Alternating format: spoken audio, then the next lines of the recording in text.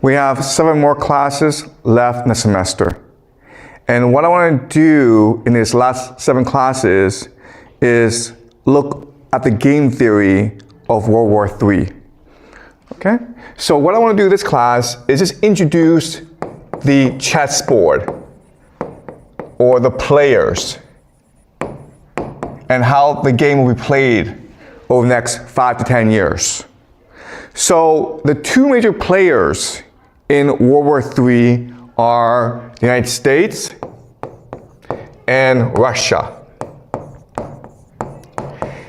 And right now, they are fighting a proxy war in the Middle East between Israel and Iran, where the United States obviously supports Israel, Russia supports Iran. And what's going to happen is that this war in the Middle East, it's going to spread out and it will engulf the entire world. Okay? So what I want to do today is look at the individual players, USA, Israel, Iran, and Russia, and explain to you who they are and how they will play this game. And once we understand their strategy, then it's going to be pretty easy for us to make certain predictions about how they will behave. So that's the first thing that I want to point out. The other thing that I'll point out is that there's a lot of people who believe that peace can be achieved, that this war is a temporary thing, and that once Donald Trump leaves office, once the United States divorces Israel, then peace will come to the world. And that's not true. Because on one hand, what's driving this World War III is a conflict between these 4 nations. But on the other hand, the other force that's driving this conflict is the internal tensions within these countries. So before, we looked at the idea of elite overproduction. And so the idea is that the elite are parasites that collect rent from the people. And so whoever who's in the elite can exploit other people. So there's competition to join the elite. And when you have too many people who are trying to join the elite, this creates internal conflict. And this is what's happening throughout the world today. So World War III, it's not just being driven by the disparities between these 4 nations. It's really being driven by internal politics within these countries. Okay? So let me put this in a very simple way. Right now, the people who run the world are transnational capital. Okay? And a very simple way of saying this is that if you're a rich person in Russia, you are incentivized to work with rich people in Iran, Israel, and the United States. And as a result, for the longest time, we've been able to achieve global peace and prosperity.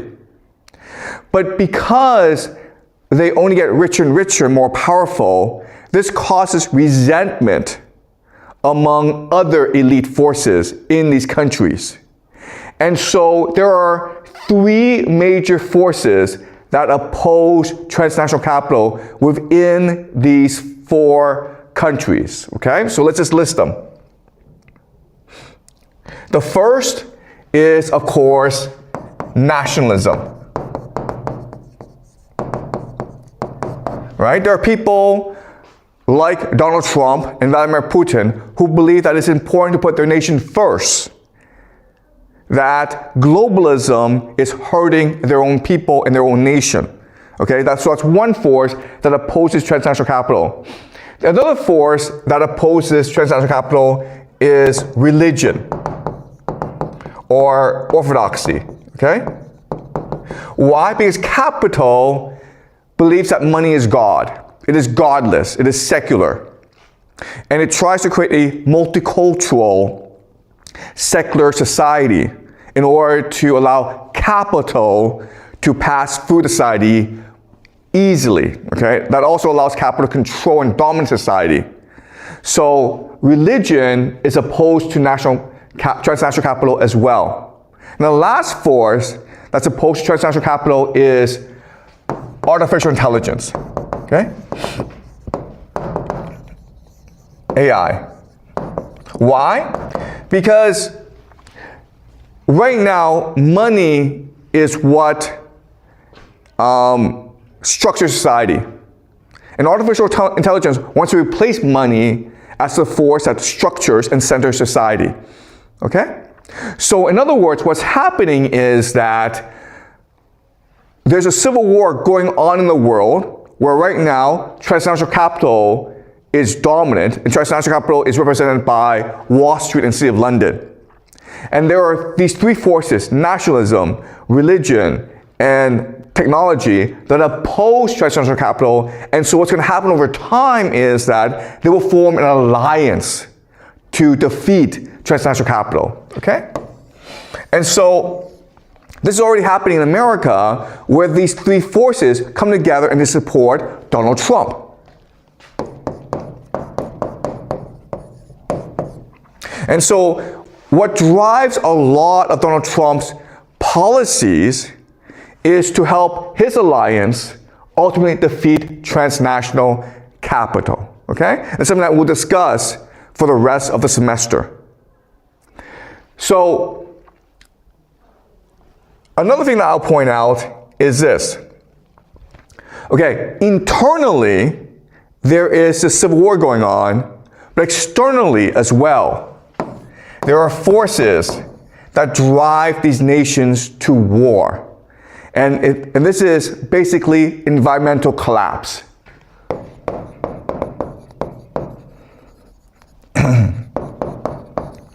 So for the past few decades, we humans have been very lucky in that there have been no major ecological disasters. But if you look at human history, weather patterns fluctuate, okay? So many speculate that we are heading towards a time of extreme weather patterns. That means that it becomes harder to grow food. It means it's harder to access energy. And so this is going to put strain on the world. And so the world needs to compete for precious resources.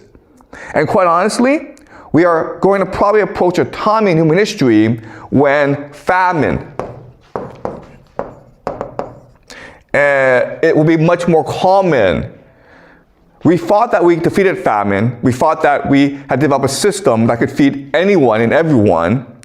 But over the next few years, we'll discover an increase in famine around the world and an increase in ecological disasters around the world, okay? So this is the schematic that I want you to understand. In World War III, there will be four major players: the United States, Israel, Iran, and Russia. And they are competing for global dominance. No one will win, but the conflict among these four nations will drive geopolitics for the next 5 to 10 years. This conflict is driven not just by disputes among these countries, it's mainly driven by internal civil discord within these countries. The two forces are the transnational capital versus a coalition of nationalists, religious people, as well as tech people, okay? And they have their champions. So in America, they have Trump. Transnational capital is represented by Carney, Mark Carney. We'll talk more about him later, okay? Mark Carney is currently the Prime Minister of Canada. Okay, so they have their different champions, and they're gonna fight this war. Now, one question that you're going to have, which is the most obvious question, is, yeah, but what about everyone else, right? What about China? What about India? What about Brazil? What about South Africa? Okay? And yes, it is true. Oh, sorry. And what about Europe? And Japan, right? And then South Korea. And while it is true that these are major economies with a lot of people And it is true that they could, in theory, have great militaries. I will show you that what makes these four nations distinct, USA, Israel, Iran, and Russia, what makes them distinct is that they have a grand strategy that allows them to mobilize their population for total war. And that's what makes them distinct, okay? And I'll show you this later on, all right?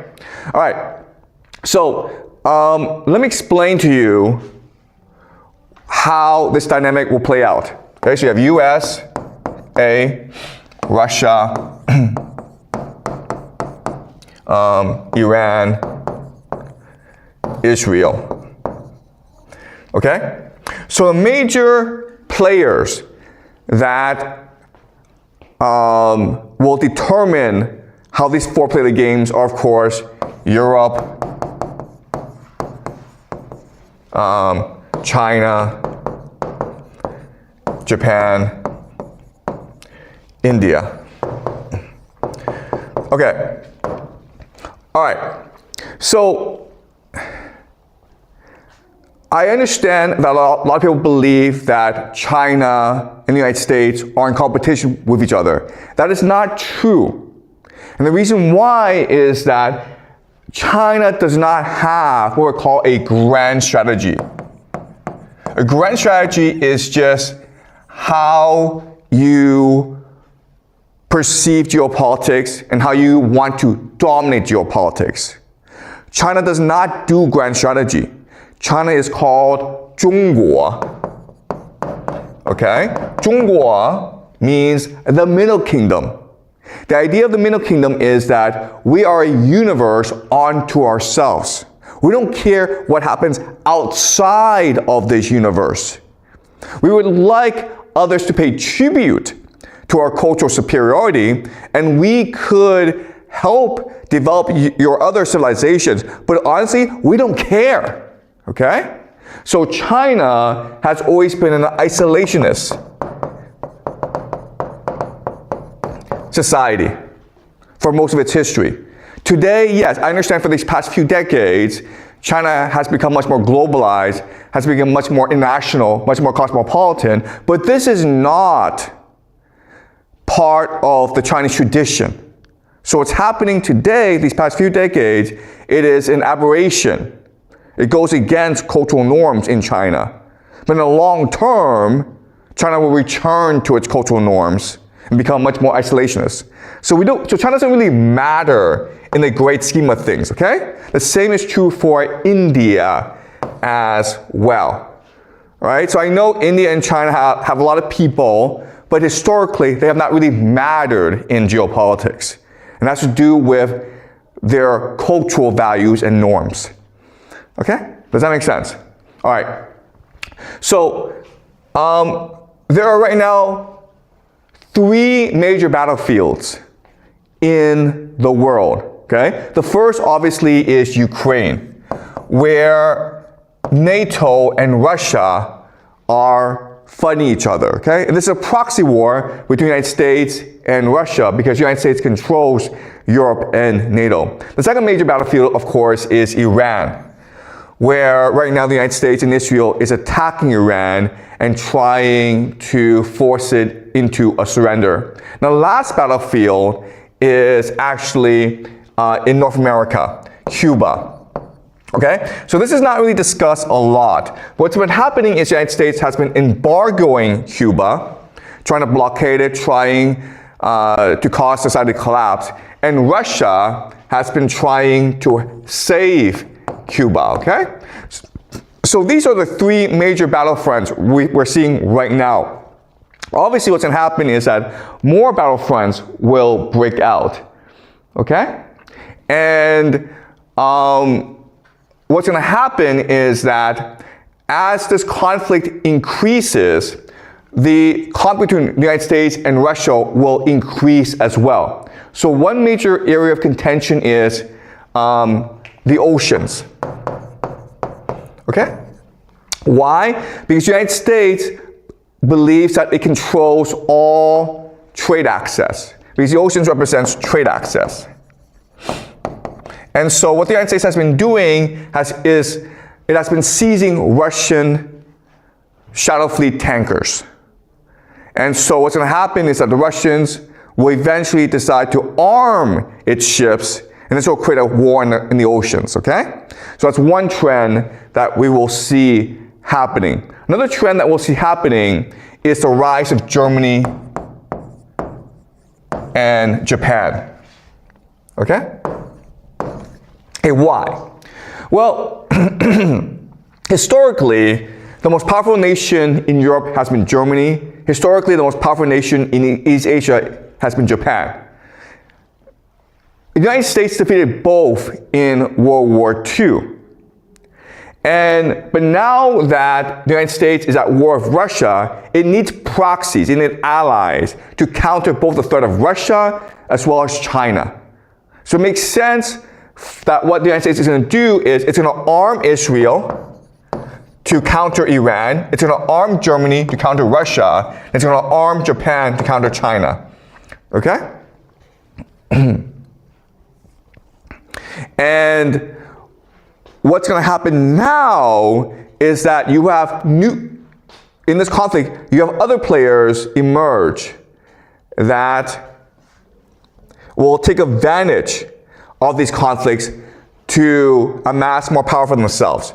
So think about North Korea in East Asia, okay? Because North Korea, it's a military society, and it can threaten South Korea, Japan, and China, okay? Then in Europe, you have Poland. In the Middle East, you have Turkey. Okay? So these nations are going to try to navigate all this chaos in order to amass more power for themselves. So in other words, what's going to happen is complete chaos in World War III. Okay? And it's something that we'll discuss more concretely for the rest of the semester. All right? So now what I'm going to do now is explain to you the grand strategy of the United States, Russia, Iran, and Israel. Because these are only the four major players for the first 5 years. Other players will come in later on, but for now, these are the four major players. Okay? And once you understand the grand strategy of these four countries, then it's going to be pretty easy for us to predict how they will behave as this war progresses. All right. Okay. So, for each country, I want you to imagine each country as a chess set, okay? So this is a chess set. And I want to show you how each player behaves using this chess set as a template, as a frame of reference, okay? So the king is the political system.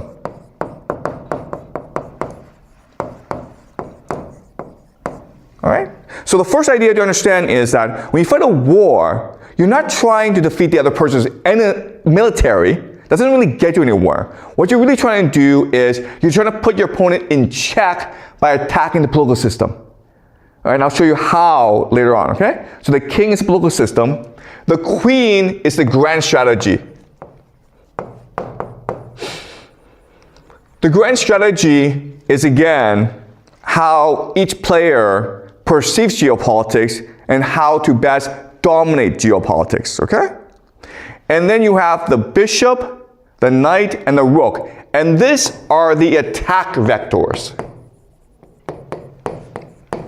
The attack vectors are your mechanisms, your tools for achieving your grand strategy, right? And now you have the pawn. And the pawn are just that. They are sacrificial tools that you can use in order to advance your grand strategy, okay? You just throw them away. You don't really care.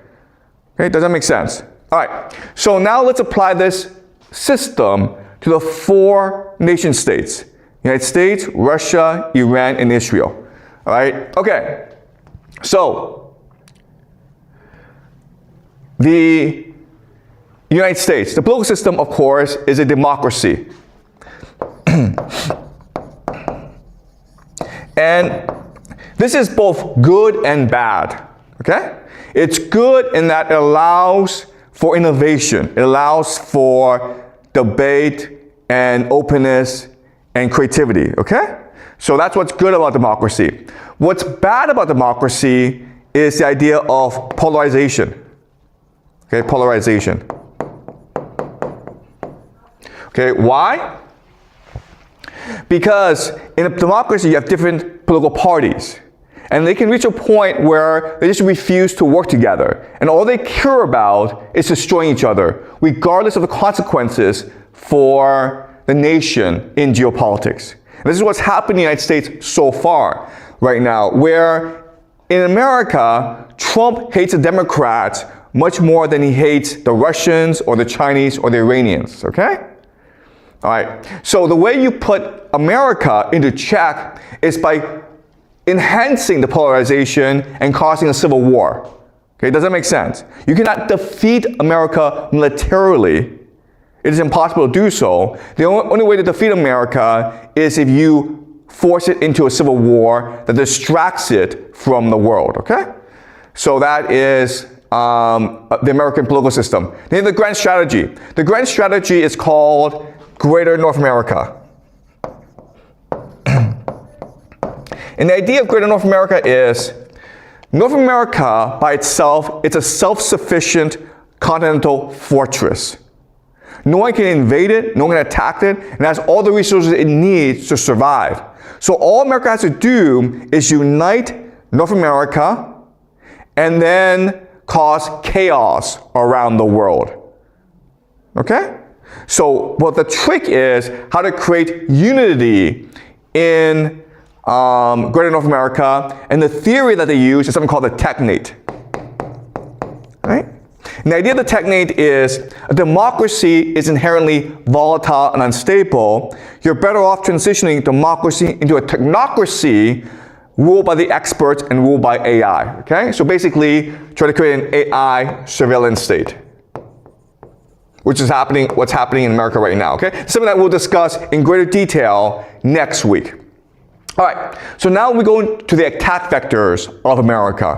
What are their tools and instruments in order to achieve the grand strategy?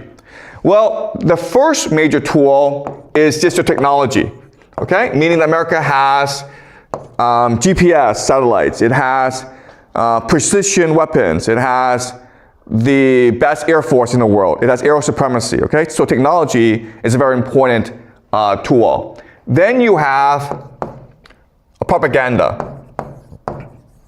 Propaganda is basically America controls the world's most powerful media systems, including the New York Times, including CNN. Okay, and therefore it can control the narrative of the world. Now last is the US dollar. Okay? The US dollar is the world's global reserve currency, and therefore America has unlimited financing.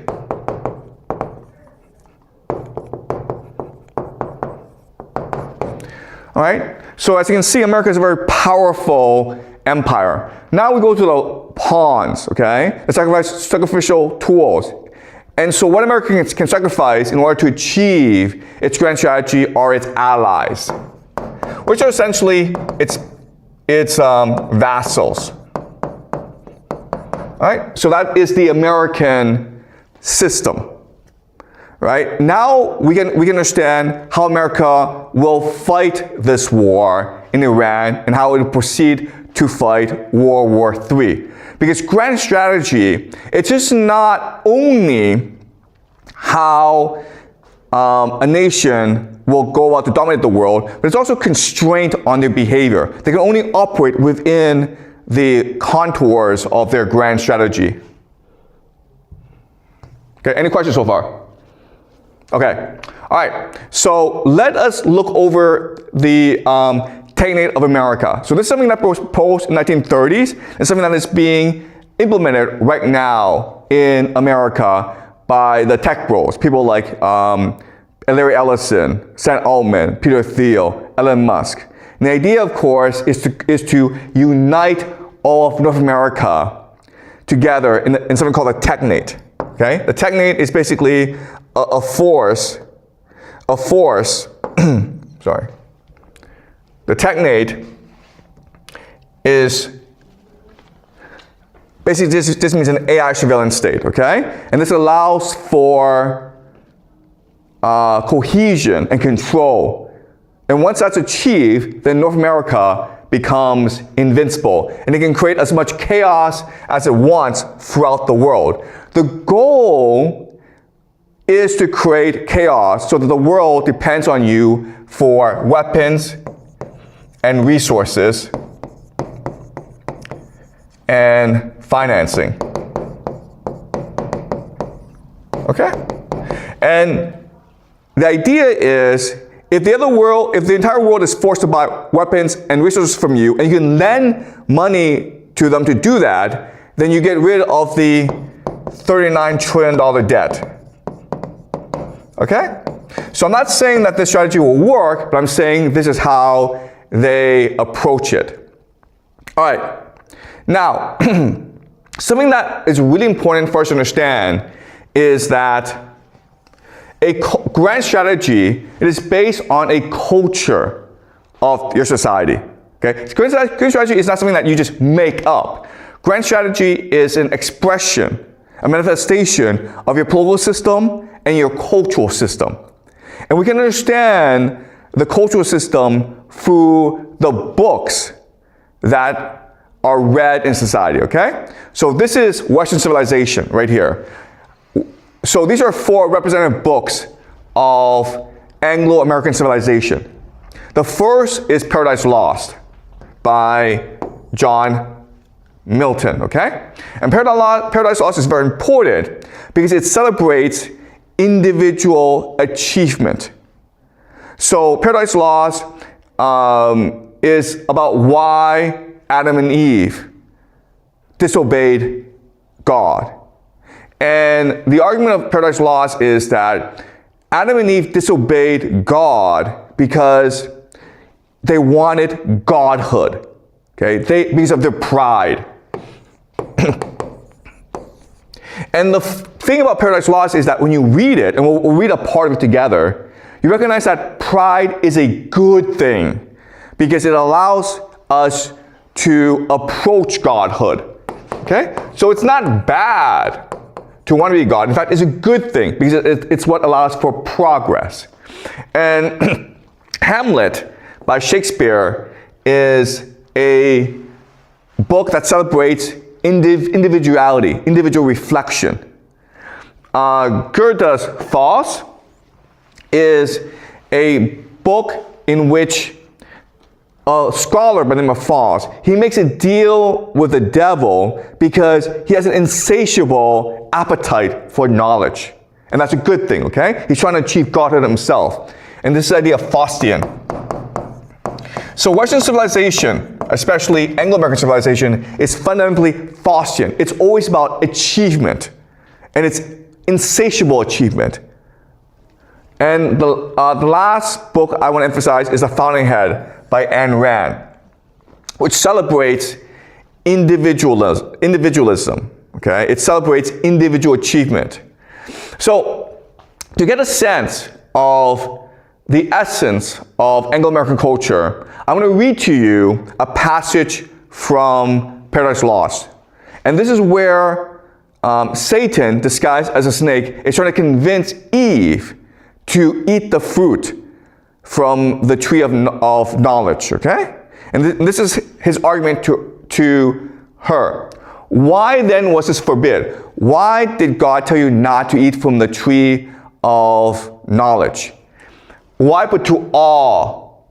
Why but to keep ye low and ignorant, his worshipper? He knows that in the day ye eat thereof, your eyes that seem so clear, yet are but dim, shall perfectly be then open and cleared, and ye shall be as gods, knowing both good and evil as they know. Okay? So this is why God refuses to let us eat the fruit from the tree of knowledge of good and evil.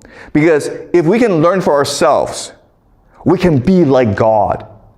And God created us to be his slaves and his servants. Okay? that ye shall be as gods, since I as man, eternal man, is but a proportion meet. I of brute human, ye of human gods. Okay? So what he's saying is like, think of this. I'm a snake. And once I eat that fruit, I'm able to be like you. I can speak as well. Now, if you as a human eat that fruit, you'll be a god then. So ye shall die perhaps by putting off human, to put on gods, death to be wished, though threatened, which no worse than this can bring. And what are gods that men may not become as they participate in godlike food? What prevents men from becoming gods? Shouldn't that be a good thing, to be ambitious? The gods are first, and that advantage used on our belief that all from them proceeds. Okay? So this is what he's saying. He's saying like, no, anyone can become a god. I'm a snake, and if I can become human, then humans can become gods as well. But the problem with gods is that they came first, and therefore they want to maintain the monopoly over power. And that's why they're trying to keep us ignorant. So we have a responsibility to be ambitious, to rebel. Okay? To rebel. Rebellion is honorable and just. Okay? And again, this is the ideas that permeate throughout Anglo-American civilization. I question it for this fair earth I see, warmed by the sun, producing every kind, from nothing. If they all things who enclose knowledge of good and evil in this tree, that whoso eats thereof forthwith attains wisdom without their leave. And wherein lies the offense that men should thus attain to know? What can your knowledge hurt them, or this tree impart against his will, if all be his? Or is it envy, and can envy dwell in heavenly breasts? These, and many more causes import your need of this fair fruit. God is humane, reach them, and fairly taste. Okay? If there's a God that tells us we cannot eat the fruit, this cannot be the true God. Because a God, it has to be perfect. It has to be forgiving. It has to be generous. And a God that tells us we cannot do something, that denies us our free will, is a God that is jealous, that is petty, that is power hungry. And therefore we should rebel against this God. A rebellion against a tyrant is honorable and just. Okay? So it's a celebration of individual intellect through rebellion. And this is the basis of Anglo-American civilization, okay? And so Anglo-American civilization is based entirely on individual achievement. All right. Now, Russian civilization is very different. In fact, it's in competition with Anglo-American civilization, okay? So now let's go over to Russia and discuss the Russian system. So the Russian system is an autocracy. And again, there are strengths and weaknesses to any political system. In an autocracy, if one man is in charge, that allows for long-term planning, that allows for direction, that allows for strategy, okay? But the problem with autocracy is that if this man were to die, you would have a succession crisis. So the American strategy to defeat Russia is not to destroy the country, because you cannot do that. Russia has nuclear weapons. The strategy is to make Putin so unpopular that the elite rise up against Putin and create a succession crisis. Okay? Basically to outlast Putin, to destroy his legitimacy. All right, the grand strategy for Russia is something called the Third Rome strategy. All right, I'll discuss this more later on. But the idea of a Third Rome is that Russia is the heir to the Roman Empire. Okay, the first Rome is Rome, second Rome is Constantinople, and the third Rome is Moscow. And there shall be no fourth Rome, meaning that once Moscow achieves the third Rome, that's the end of history. And the idea of the third Rome is for Russia to unify all religious traditions together to defeat the Antichrist system, which is Western, liberal, individual, consumer democracy. Okay? The vectors the attack vectors for Russia's grand strategy are, of course, Orthodox religion, the religion. Then you have the geography of Russia. So Russia encompasses all of Eurasia. And then, of course, you have the artillery. So Russia is basically the world's best land army, and we're seeing that in Ukraine. Okay, and the pawns are soldiers. In other words, Russia is not afraid to lose soldiers on the battlefield. Okay? All right, so this is Russia's Third Rome strategy, okay? So Moscow is the center of Third Rome, and as you can see, Russia spreads throughout Europe and throughout Asia. And what Russia is trying to do is it's trying to unite the different religious traditions. So it's trying to unite Greek Orthodoxy with even Orthodoxy. It's trying to work with the Catholic Church, okay? It's trying to work with Israel as well, because Israel is also a religious tradition. Iran is a very important part of this Third Rome strategy. Okay, Iran is a very important partner of Moscow. And in the future, India could also be a partner as well, because India is Hindu, okay? But the great enemy, the enemy that must be destroyed, is the Anglo-American Empire, so the UK and North America. And the idea is to cause them to go into civil war. And the theory is that because the Anglo-American Empire is so focused on individual achievement, you can actually force them into a civil war by exploiting the selfishness, the egotism of the people, okay? Basically the material greed of their people. So what underpins Moscow's Third Rome strategy are certain texts, okay? So you have Virgil's Aeneid, which focuses on the importance of duty, okay? Duty. Then you have St. Augustine's Confessions. And in his book, he argues that we humans are proud, okay? But whereas John Milton says pride is a good thing, but it allows us to achieve godhood, St. Augustine says that pride is evil, because pride moves us away from God. It makes us think we're better than God, so it moves us to Satan. Therefore, our life should be a journey into defeating our ego, our selfishness, and our pride, and embracing God, okay? That's something that Dostoevsky talks about in his book, Crime and Punishment.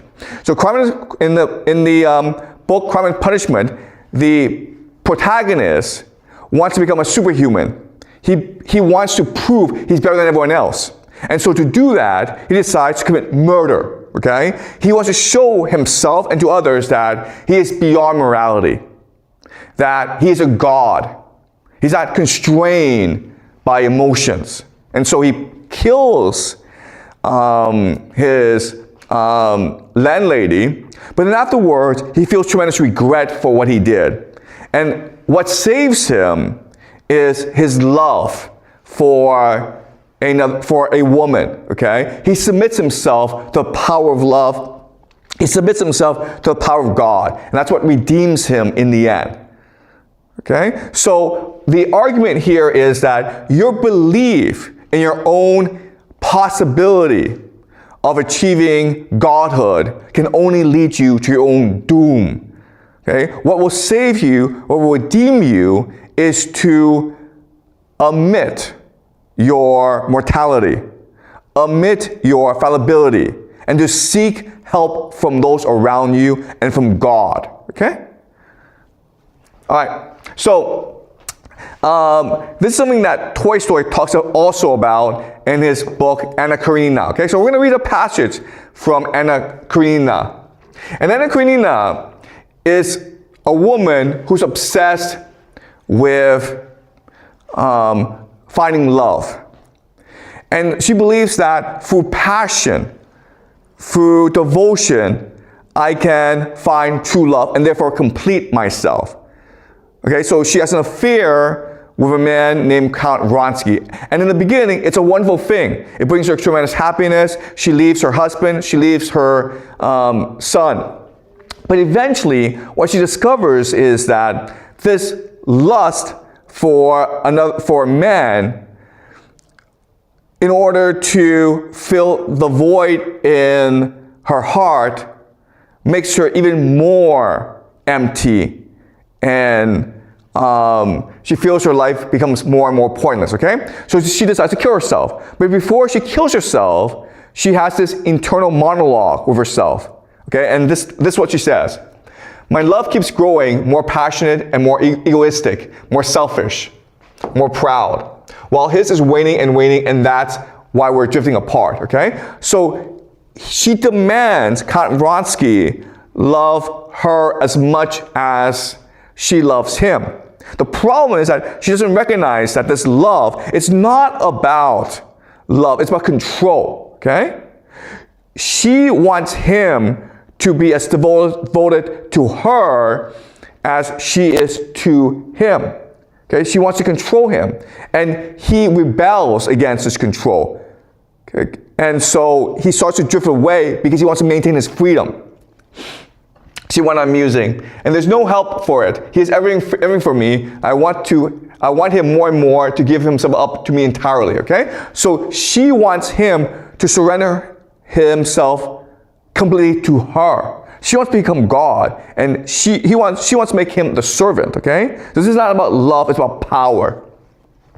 And he wants more and more to get away from me. We walk to meet each other up to the time of our love, and then we have been irresponsibly driven in different directions, and there's no altering that. He tells me I'm insanely jealous, and I have told myself that I am insanely jealous, but it's not true. I'm not jealous, but I'm unsatisfied. Okay? But she opened her lips and shifted her place in the carriage in the excitement, aroused by the thought that suddenly struck her. If I could be anything but a mistress, passionately caring for nothing but his caresses, but I can't and I don't care to be anything else. And by the desire, I arouse aversion in him, and he arouses fury in me, and it cannot be different. Don't I know that he wouldn't deceive me, that he has no schemes about Princess Xueqin, that he's not in love with Kitty, that he won't desert me? I know all that, but it makes it no better for me. If out loving me from duty, he'll be good and kind to me. Without what I want, that's 1,000 times worse than unkindness. That's hell. And that's just how it is. For a long while now, he hasn't loved me, and where love ends, hate begins. I don't know these streets at all. Hills, it seems, and still houses. Okay, and so she's going to go kill herself because she recognizes that she's been living a lie. She thought that if I truly love him, then he will love me back. She wants to become God. And what she doesn't recognize is that as a human, she has an ego. And so she thinks she's loving Count Vronsky unconditionally, but in fact, what she's trying to do is control him and have him obey her unconditionally. Okay, that's the difference between God and human. Where God is all-knowing, all forgiving, all generous, all love. But a human can't do that. And when a human tries to become a god, a human can only become a tyrant. Okay? And that's a lesson from Toy Story. Don't think you can become God. You can only destroy yourself as well as others around you. And so what Toy Story will do is that he will contrast Anna Karenina with a man named Levin, okay? And Levin is different. Levin, rather than try to seek happiness in passion, he just submits himself to duty and to tradition. He marries a woman he loves, and then he spends all his time being responsible to her, as well as to himself, as well as to the household. He just does what he's supposed to do. And by doing that, by submitting his freedom, by submitting himself to duty and tradition, he makes himself truly happy. Okay? So really, the argument between America and Russia is a different understanding of the story of Adam and Eve. For the Americans, they believe that Eve's disobedience is a good thing because it's what leads to progress. It's what leads to achievement. The Americans believe that godhood is possible and it's a good thing. The Russians are different.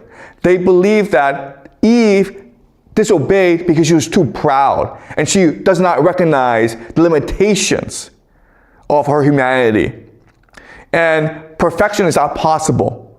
Progress is not possible. What is good is recognizing our limitations and submitting ourselves to the power of God. Okay? So that's why Russia and America cannot reconcile, because not only do they have geopolitical differences, but fundamentally the way they perceive the world is different. And they're fighting to impose their own reality on others. Okay? All right, but the same is also true for Iran and Israel. Okay, so now let's go over Iran. Iran is a theocracy. And a theocracy is good in that it creates cohesion in society, and they are able to survive major calamities because of their faith, okay? So even though Americans and Israelis are destroying a lot of Iranian infrastructure, the Iranian people are still united. But a theocracy is bad because it can lead to extremism. And extremism can divide a population, okay? So it's possible that as this war continues, you have a small minority of the population who become extremists, and they alienate everyone else, okay? The grand strategy is Shia exceptionalism. And the idea here is that the Iranians are Shia Muslims. And Shia Muslims believe that only a descendant of the Prophet Muhammad can lead the Muslim world, can become caliph, okay? And the Sunni Muslims, who are the majority in the Muslim world, don't believe that. They believe that anyone who's qualified can become caliph. So for the longest time, the Shia and the Sunnis have been at war with each other. And Saudi Arabia is the center of the Sunni Muslim world, and Iran is the center of the Shia Muslim world. And so what Iran is trying to do is topple Saudi Arabia and become the leader of the entire Muslim world, because that is what their destiny is, okay? The attack vectors for Iran are the terrain, their faith, and the proxies, okay? The proxies include the Houthis, the Hezbollah, and Hamas, okay? And the pawns, of course, are the drones and missiles. All right, so that is the Iranian situation. And what's important to understand is the cultural origins. Okay, so this is the entire Muslim world. And what Iran's trying to do is trying to unite all of them together. Okay? So something you need to appreciate about the Iranians is that they have two major cultural traditions. The first is Zoroastrianism. And Zoroastrianism was the first eschatological religion in the world, and that they believe that there is an end of the world, Judgment Day. And at Judgment Day, those who live the truth, Asha, will ascend to heaven, and those who live the lie, the Drush, will descend into hell. So what's important is not to become wealthy or powerful or famous. It's not about achievement. It's about being true to yourself and being true to God, okay? To live a good life. Because at the end of time, you'll be rewarded. Okay? That's what they believe. The other thing is they believe in martyrdom, okay? So, as I mentioned, the Shia believe that only a descendant, only a blood relative of the Prophet Muhammad can be caliph. So this is Imam Hussein, who's the grandson of the Prophet. And he rebelled against the Caliph. And so the Caliph sent this huge army against him. And he was surrounded, and he had very few soldiers, but they fought to the death anyway, okay? Because they believe what's important is to die for your faith. And so this is a battle of Cabala. And so, in other words, because of these traditions, you have both the Zoroastrian tradition that believe in Judgment Day. You also have the Shia tradition, which believes in martyrdom. The Iranians are not afraid to fight to the death. Yes, the Americans and the Israelis have bigger weapons. They have more soldiers. They have more money. It doesn't matter. What's important is to fight for what you believe in, to set a good example for future generations. Okay, so that's the Iranian system, and that's why the Iranians will never surrender in this war, no matter how bad it gets. The last country I want to talk about is Israel. Okay. Okay. So Israel, it is a democracy and a theocracy. Okay. Sorry.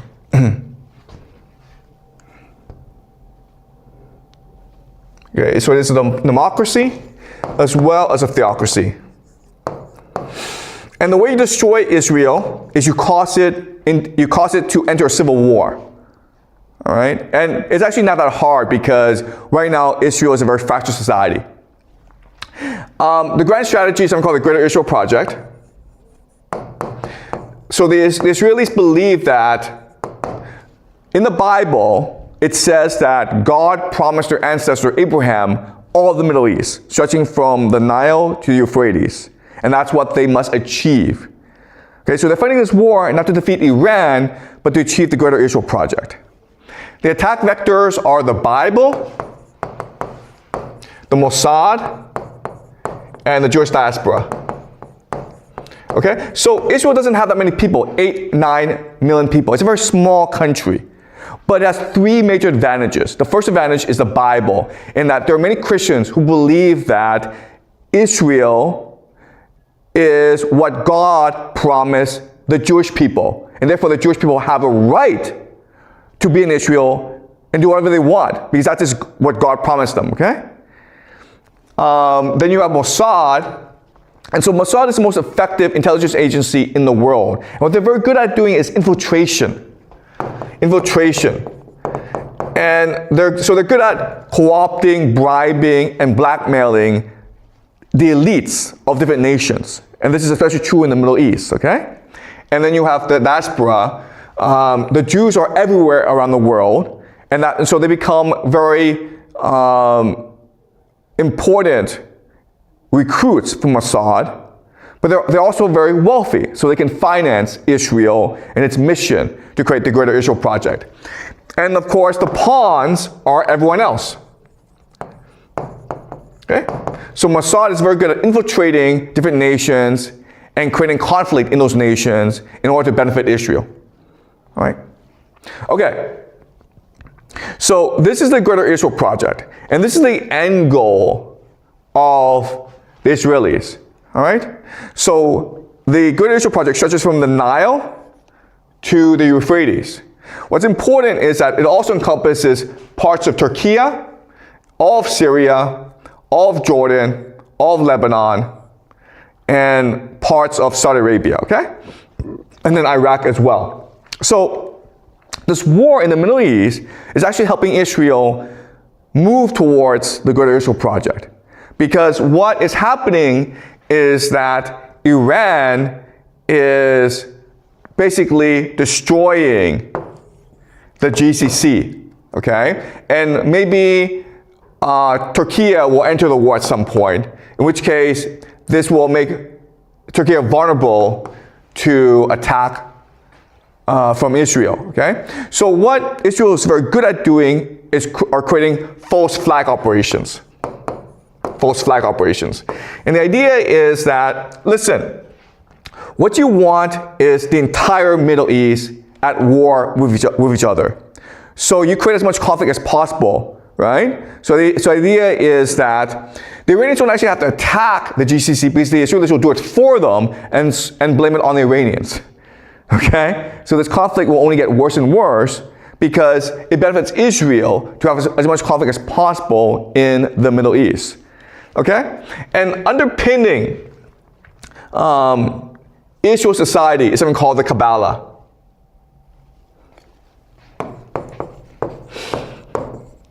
Okay, so this is something called the Tree of Life, and I'll explain more later on in the semester about what the Cabala is, because it's very important. But there's certain things I'll point out about the Cabala, okay? The first thing that I'll point out is that in the tradition of the Cabala, there's only two things that matter. There's the creator and there's the created. Okay? In other words, Israel does not care about the world. Israel only cares about its relationship with God. As long as Israel is favored by God, they're happy. Okay? That's the first thing I'll point out. Second thing I'll point out is that this Cabala, the Tree of Life, it is the basis for the entire universe. Okay? This Cabala shows you where the universe came from and where it's going. And the main logic of the universe is the movement of thesis, antithesis, and synthesis. Okay? This is the fractal that underpins the Tree of Life, which underpins the entire universe, okay? You can see how you have these fractals going on, okay? Okay? So in other words, what the people who believe in Kabbalah believe is that there is an inevitable process to the universe. And you can't stop it. What you can do is you can accelerate the process. All right? So if the movement is thesis, antithesis, synthesis, one way to understand this is for us to be good, we must first be evil, okay? Because what evil does is it annoys God, and God punishes you, and then you seek forgiveness from God, and then God forgives you, and then you become better. Okay? But the thing to remember is you must first commit sin in order to redeem yourself. And you can't stop this process. What you can do is you can accelerate this process. So this is very different from the Russian tradition. The Russian tradition believes in the concept of the catacon, right? Which is to stop the Antichrist, which is like, let's stop people from behaving badly. Whereas the people in the Kabbalah believe, no, it's important to behave badly because that is the path to God. That's the path to wisdom. That's the path to enlightenment and redemption. Okay? It's something that we'll discuss more in the future, okay? And this helps us explain why Israel is behaving the way it is behaving in the Middle East. First of all, what other people think of Israel doesn't matter. What matters is God, okay? What God thinks of Israel. Second thing is that it's important to do evil in order to ultimately redeem yourself from this evil. And the only force that can redeem you is God, okay? So Israel is committing all this evil because then God will humble Israel by sending the world against it, and then the Israelis will beg for forgiveness, and that is what will cause a reunion between the Jewish people and God, okay? And the third thing is, in this system, goodness does not mean to avoid sin. That's impossible. Goodness means to accelerate this natural process into sin so that Israel can be redeemed at the end of days. Okay, does that make sense?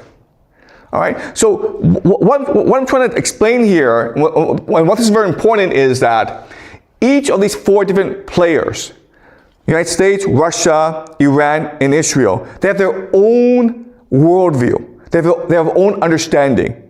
And that's what drives their actions. Okay? And the other thing to remember is that what's really interesting between these four worldviews is that they're actually not in conflict with each other. Okay? And these four worldviews, it's what's going to drive geopolitics for the next 5 to 10 years.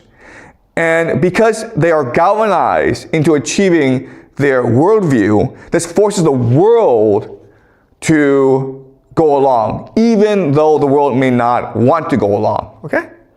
Does that make sense? All right. So what I will do next week is talk about the civil war going on in the world between artificial intelligence and finance. Okay? And Trump is visiting China in about a week's time. So we'll also look at the relationship between the United States and China as well. Okay? Any questions? All right.